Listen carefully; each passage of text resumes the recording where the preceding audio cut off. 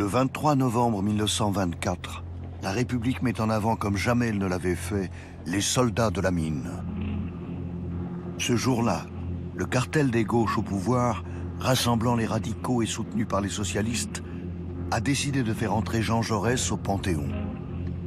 Jaurès, le fondateur du socialisme en France, le pacifiste assassiné 10 ans plus tôt en 1914.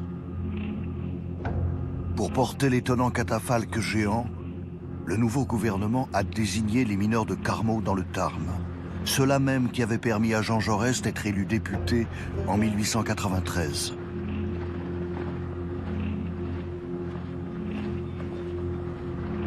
Pour tous les mineurs du pays, le symbole est comme une consécration.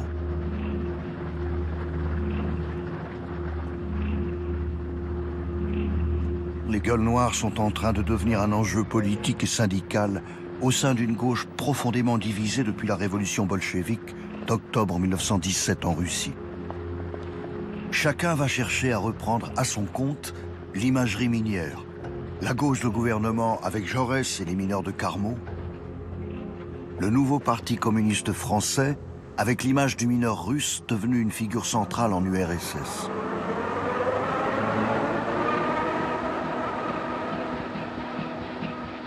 Le mineur devient le héros de la révolution. Le modèle du nouvel homme socialiste défendu par les soviétiques.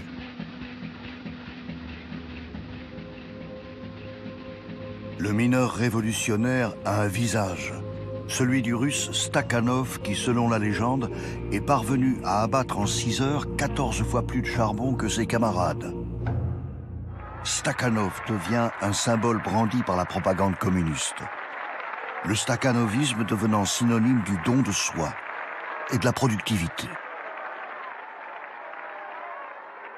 La mythologie minière s'est transformée. Le mineur soldat, héros du pays, est devenu l'avant-garde du prolétariat, héros du monde ouvrier.